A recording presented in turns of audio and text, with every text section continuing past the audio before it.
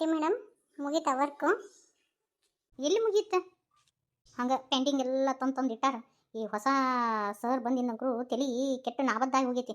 ಏನು ಹಿಂದಿಂದೆಲ್ಲ ಫೈಲ್ ಏನು ಕ್ಲಿಯರ್ ಮಾಡಿಲ್ಲ, ಹಂಗೆ ತಿಂಗಾತ ಅಂತೇಳಿ ಸುಮ್ಮನೆ ಬೈದಾಡಕ್ಕೆ ನಿಂತು ಬಿಡ್ತಾರೆ. ಇವರೇ ಪ್ರತಿಯೊಂದು ಚೆಕ್ ಮಾಡ್ತಾರೆ. ಅವರೆಲ್ಲ ಹಂಗೆ ತೀರ್ದಿದ್ದಿಲ್ಲ ಬಿಡು ಮೊದಲಿನ ಸರ್. ಹೌದು, ಭಾಳ ಸ್ಟ್ರಿಕ್ಟ್ ಇದ್ದಾರೆ ಇವ್ರು ಸರ್. ನನಗಂಕರು ಸಾಕಾಗಿ ಹೋಗ್ಬಿಡತ್ತೆ. ಮೊದಲಿಗೆಲ್ಲ ಲಂಚ್ ಅವರ್ನಾಗೆಲ್ಲ 2 hours ಕೂಡ್ತಿದ್ವಿ. ಈಗಂಕರು ಕೂಡಾಕೂ ಬಿಡಂಗಿಲ್ಲ. ಪೆಂಡಿಂಗ್ ಐತಿ ನಿಮ್ಮ ವರ್ಕು, ಹಾಗೆ ಕುತ್ಕೊಂಡ್ಬಿಟ್ರಲ್ಲ ಅಂತೇಳಿ ನಿಂತು ಬಿಡ್ತಾರೆ ಇವರು. ಹೌದು, ಇದನ್ನ ಎಲ್ಲಿದ್ದ ತೊಗೊಂಬಂದ್ರು ಏನು ಅಂತೀನಿ ನಾನು. ಮೊದ್ಲೇಕಿದ್ದವ್ರ ಚಲೋ ಇದ್ರು.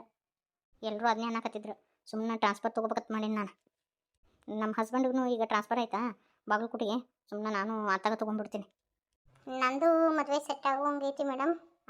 ಸುಮ್ಮನೆ ನಾನು ಮದುವೆ ಆದಮೇಲೆ ಕಪಲ್ ಬೇಸ್ ಮೇಲೆ ತೊಗೊಂಡ್ಬಿಡ್ತೀನಿ ಇಲ್ಲಿವನ್ನ. ಅಷ್ಟೇ ಮಾಡು ಮೇಡಮ್. ಪಾರು ಬಂದಳ? ಹೌದು, ಬೆಳಗ್ಗೆನೇ ನಾನು ಮಾತಾಡಿಸ್ದೆ. ಒಳಗಡೆ ಸರ್ ಕರೆದ್ಬಿಟ್ಟು ಏನ್ರಿ 3 ತಿಂಗಳು ಸುಳ್ಳು ಹೇಳಿ ಲೀವ್ ಬೇಕಿತ್ತ ನಿಮಗೆ, ಹಂಗೆ ಹಿಂಗೆ ಅಂತೇಳಿ ಅಂದ್ರಂತ. ನಿಮ್ಗೆ ಯಾರು ಹೇಳಿದ್ರು? ಪಿವನ್ ಹೇಳ್ದ ಹಿಂಗೆ ನೋಡಿ ಮೇಡಮ್ ಅಂತೇಳಿ. ಜಾಬ್ ಐತಿ ಮತ್ತು ಅದೇನೋ ದೊಡ್ಡದಾಗಿ ಮಾಡ್ತೀನಿ ಅಂತೇಳಿ ಲೀವ್ ತೊಗೊಂಡು ಹೋಗ್ಯಾಳ.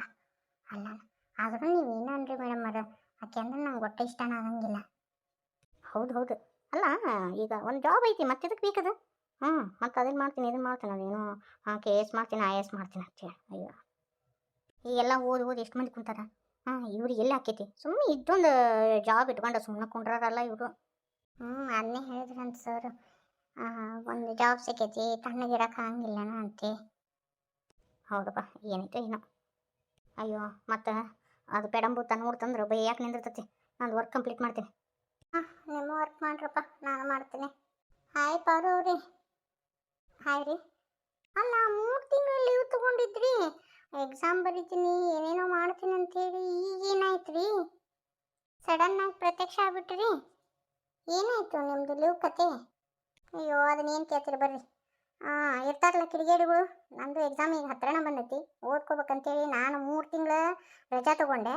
ಆದರೆ ಒಂದಿಷ್ಟು ಮಂದಿ ಇರ್ತಾರಲ್ರಿ, ಇನ್ನೊಬ್ರು ಏಳಿಗೆ ಸಹಿಸಲಾರ್ದವ್ರು, ಅವ್ರು ಹೋಗಿ ಏನೋ ಇಲ್ಲೇ ನಮ್ಮವ್ರನ್ನ ಇಲ್ಲ ಅವ್ರಿಗೆ ಏನೂ ಆಗಿಲ್ಲ ಆರಾಮಾಗಿದ್ದಾರೆ, ಸುಮ್ಮನೆ ಸುಳ್ಳು ಹೇಳಿ ಲೀವ್ ತೊಗೊಂಡಾರಂತೇಳಿ ಲೆಟ್ರ್ ಕಳ್ಸಾರಂತ್ರಿ ಮೇಲಿನವ್ರಿಗೆ. ಅದಕ್ಕೆ ನಂದು ಲೀವ್ ಕ್ಯಾನ್ಸಲ್ ಆಯಿತು. ಹೌದಾ? ಯಾರು ಇರ್ಬೋದು? ಯಾರಂತ ಈ ಹೆಂಗೆ ಹೇಳೋಕ್ಕಾಗತ್ತೆ ಹೇಳ್ರಿ ನೋಡೋಣ. ಅಲ್ಲ, ನೀವು ಗೆಸ್ ಮಾಡಿದ್ದೀರಾ ಯಾರಂತ ಹೇಳಿ? ಈಗ ಗೆಸ್ ಮಾಡಿದ್ರೂ ಹೇಳೋಕ್ಕಾಗತ್ತಾ ಯಾಕೆ ಹಂಗತಿ ಮಾಡಿದ್ರಿ ಅಂತೇಳಿ? ಕೆಲವೊಬ್ರಿಗೆ ಇರ್ತತಿ, ಒಬ್ಬರು ಏಳಿಗೆ ನೋಡಿ ಸಹಿಸೋಕ್ಕಾಗಲ್ಲ, ಅವ್ರ ಮುಂದೆ ಹೋಗ್ತಾರಂದ್ರೆ ಹಿಡಿದು ಜಗ್ಗು ಅಂತ ಮನಸ್ಥಿತಿ ಇರ್ತತಿ. ನಾವು ಇಲ್ಲೇ ಬಿದ್ವಿ, ಅವ್ರನ್ನೂ ಕರ್ಕೊಂಡು ಇಲ್ಲೇ ಬೀಳೋಣ ಅನ್ನೋ ಒಂದು ಮನಸ್ಥಿತಿ ಇರ್ತತಿ. ಮುಂದೆ ಹೋಗಕ್ಕೆ ಬಿಡೋದೇ ಇಲ್ಲ ಜನ. ಹೋಗ್ಲಿ ಬಿಡ್ರಿ. ಅಯ್ಯೋ, ಅಂಥ ಜನಗಳ ಭಾಳ ಇರ್ತಾರಪ್ಪ. ಹೌದು.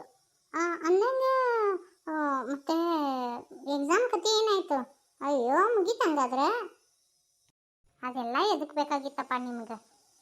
ನಾ ಆವಾಗಲೇ ಹೇಳಿದೆ, ಸುಮ್ಮನೆ ಇದೊಂದು ಜಾಬ್ ಇಟ್ಕೊಂಡು ಸುಮ್ಮನೆ ಇರೋದು ಬಿಟ್ಟು ಓದ್ತೀನಿ ಮಾಡ್ತೀನಿ ಅಂತೀವಿ, ಅದೇನೇನೋ ಇದು ಮಾಡಿದ್ರಪ್ಪ ನೀವು.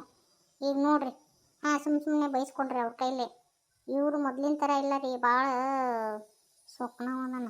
ಆಮೇಲೆ ಎಲ್ಲನೂ ಕರೆಕ್ಟಾಗಿ ಕೊರೋದಕ್ಕೆ ಹೇಳ್ತಾನ, ಅದನ್ನು ಮಾಡಿದ್ರೇನ ಇದನ್ನು ಮಾಡಿದ್ರೇನ ಅಂತೇಳಿ. ಏನಂತ ಬೈದರು? ನನಗೇನು ಬೈಲಿಲ್ಲ ಬಿಡ್ರಿ, ಆದ್ರೆ ಅಲ್ಲಿಗೂ ಕ್ಯಾನ್ಸಲ್ ಆಗೈತೆ ನಿಮ್ದು ಅಂತ ಹೇಳಿದ್ರೆ, ಇನ್ನು ಡೈಲಿ ಬರ್ರಿ ನೀವು ಅಂತಂದ್ರೆ. ಮತ್ತು ಏನೂ ಅಲ್ಲಿಲ್ಲ. ಮತ್ತೇನು ಅನ್ಬೇಕಿತ್ತು ರೀ ನನಗೆ?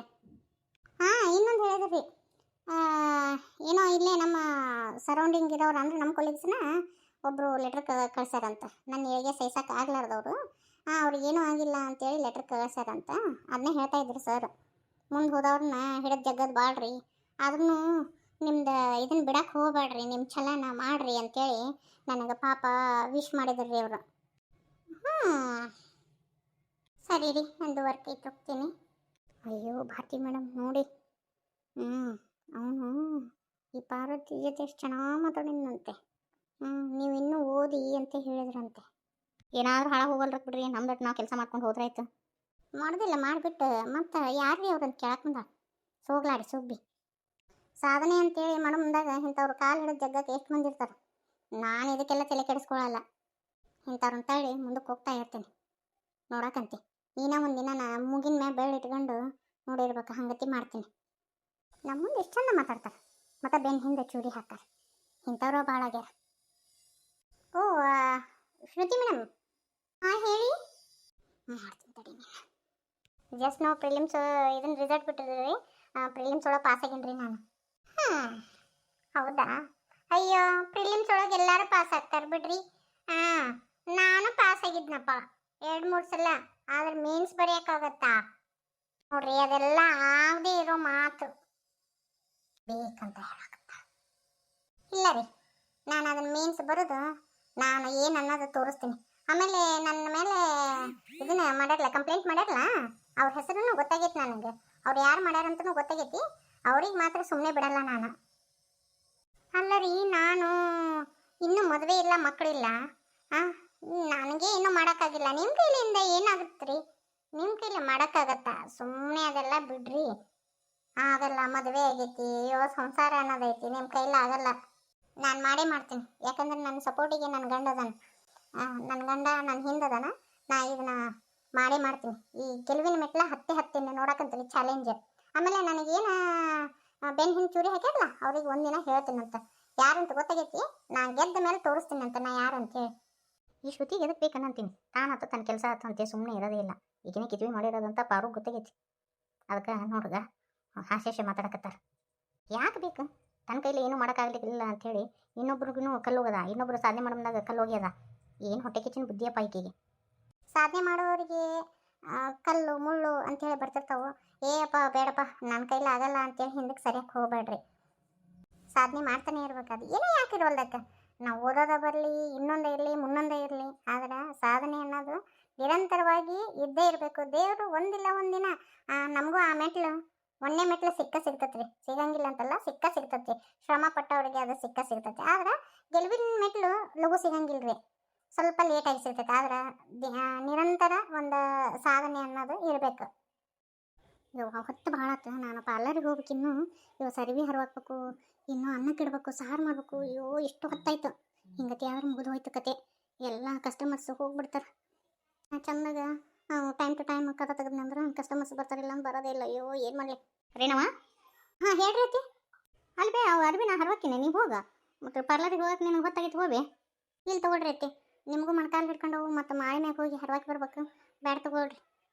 ಏನು ನನಗೇನು ಆಗಂಗಿಲ್ಲ. ಹಗರ್ಕ ಹೋಗಿ ಹಾಕಿ ಬರ್ತಾನೆ ತಗೋ. ಇಲ್ಲಾಂದ್ರೆ ಮಲ್ಲಪ್ಪ ಹೋಗಿ ಇಟ್ಟು ಬರ್ತಾನಂತ, ಹಗಕ್ಕೆ ಹೋಗಿ ಹರ್ವಾಕಿ ಬರ್ತಾನ ಅಂತ. ನಾ ಎಲ್ಲ ಹೋಗ್ಬೇಕು ಏಟಂತ ಮಾಡ್ತಿ ಬಿಡ ಯವ್ವ ಅಂದಂಗೆ. ಚೇತು ಏನು ಮಾಡಕತ್ತಾಳ? ಇನ್ನೀಗ ಒಂದು ಸ್ವಲ್ಪ ನಾಷ್ಟ ಮಾಡ್ಸಿದ್ದೀನಿ ರೀ. ನಿನ್ನೆ ರಾತ್ರಿ ಯಾಕೋ ಸ್ವಲ್ಪ ನೆಗಡಾದಂಗೆ ಕಫ ಆಗಿತ್ತು. ನೀನು ಒಟ್ಟು ಮಕ್ಕೊಂಡಿದ್ದೇ ಇಲ್ಲ.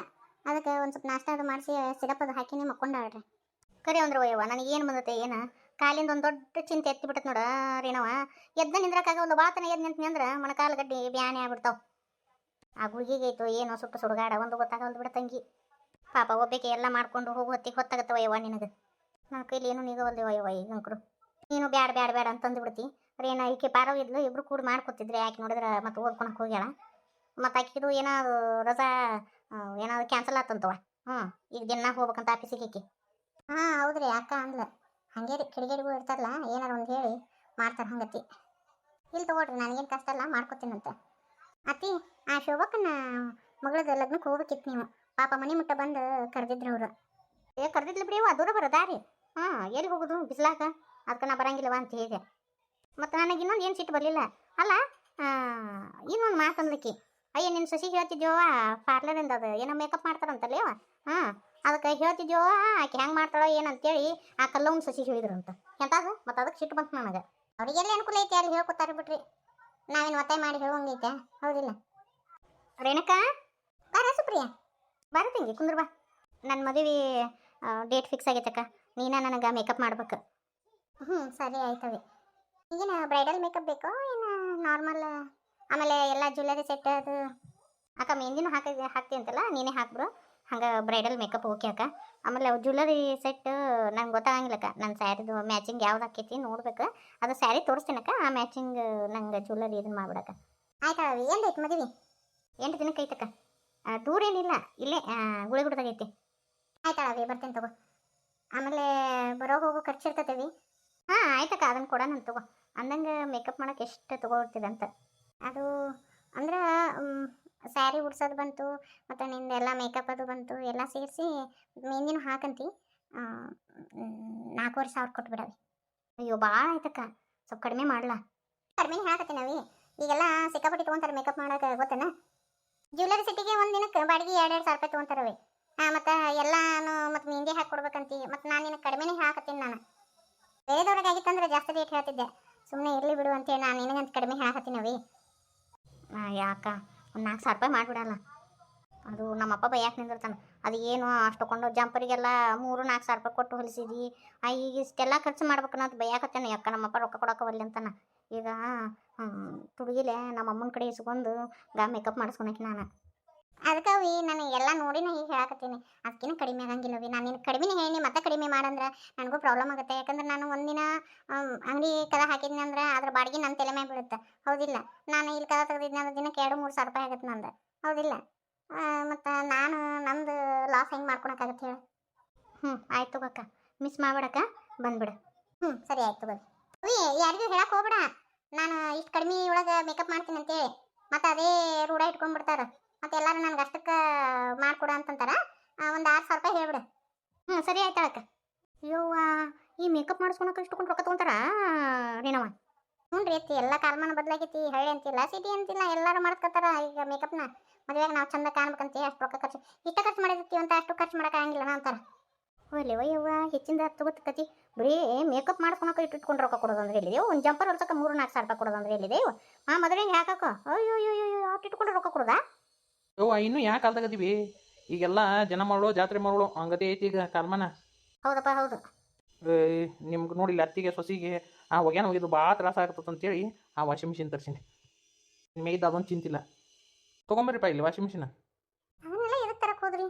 ಇರಲಿ ರೀನು, ಯಾಕಂದ್ರೆ ಈಗ ನೀನು ಹೊಗ್ಯಾನ ಮಾಡಿಕೊಂಡು ಬಾಂಡೆ ತಿಕ್ಕೊಂಡು ಕುಂತೆ ಅಂದ್ರೆ ನಿಂದಲ್ಲಿ ಅಂಗಡಿದೆಲ್ಲ ತೊಂದರೆ ಆಗುತ್ತೆ. ಮತ್ತು ಪಾರ್ಲರ್ಗೆಲ್ಲ ಹೋಗಿ ಮತ್ತು ಟೈಮ್ ಟು ಟೈಮ್ ಇದನ್ನು ತೆಗಿಬೇಕು, ನೀನು ಬಾಟ್ಲು ತೆಗಿಬೇಕು. ಹಿಂಗೆಲ್ಲ ಆಗಂಗಿಲ್ಲ. ಮತ್ತು ಒಂದಿಷ್ಟು ಖರ್ಚು ಮಾಡಬೇಕು. ಇಂಥವೆಲ್ಲ ತೊಗೊಳಬೇಕು ನಾವು. ಕೆಲಸ ಲಘು ಆಗ್ಬೇಕಂದ್ರೆ ಇಂಥವೆಲ್ಲ ತೊಗೋಬೇಕು. ರೋಡ್ ಅಲ್ಲೇ ಇಟ್ರು ನೋಡು. ಒಳಗೆ ತೊಗೊಂಬರ್ರಿ. ಹೋಗಿಬಿಟ್ರು. ಇವ ಏನೇನು ಕಾಲ ಬಂತೀವಿ ಯಾಕೆ ಬಾಂಡೆ ತಿಕ್ಕಾಕ, ಮನೆ ಒರ್ಸಾಕ. ಅಯ್ಯೋ ದೇವ್ರ, ಮನುಷ್ಯ ಮತ್ತು ಬಿಜಿ ಆಗಿಂದ ಇವನ್ನೆಲ್ಲ ಸಾಮಾನು ತೊಗೊಳಬೇಕ್ರಿ. ತೊಗೊಲಿಕ್ಕಂದ್ರೆ ಆಗಂಗಿಲ್ಲ. ಯಾಕಂದ್ರೆ ಹರಿಬಿರಿ ಒಳಗೆ ಮುಂಜಾನೆ ಎದ್ದು ಹೋಗ್ಬೇಕು. ಇವನ್ನೆಲ್ಲ ಮಾಡ್ಕೊತ ಕೂಡಕ್ಕೆ ಆಗಂಗಿಲ್ಲ. ಮನುಷ್ಯ ಹೆಂಗೆ ಬಿಜಿ ಹಾಕಾನ ಹಂಗಂಗೆ ಇಂಥವೆಲ್ಲ ತೊಗೊಳಬೇಕಾಗತ್ತೆ ರೀ. ಎಲೆಕ್ಟ್ರಿಕ್ ಸಾಮಾನು ಜಾಸ್ತಿ ತೊಗೊಳೋದಾಗತ್ತೆ. ಮತ್ತು ಇನ್ನೇನು ಮಾಡೋದು? ಇದನ್ನು ನೋಡು ನಮ್ದು ವಾಷಿಂಗ್ ಮಿಷಿನ್. ಇನ್ನು ಹೊಗ್ಯಾನ ಹೋಗಿದ್ದು ಚಿಂತಿರಂಗಿಲ್ಲ ನೋಡು. ಅಯ್ಯೋಯಪ್ಪ, ಇದೆಲ್ಲ ಒಗ್ಯಾನ ಹೋಗೋದು ಹಾಕತ್ ಬಿಡು. ಬಟ್ಟೆ ಒಣಗಾಕೋದು ನಾವ ಅಲ್ಲ. ಇನ್ನು ಹಂಗಾದ್ರೆ ಬಟ್ಟೆ ಒಣಗಾಕಕ್ಕೂ ಒಂದು ಏನಾರು ಒಂದು ತಂದು ಬಿಡು ತಡಿಬಿ.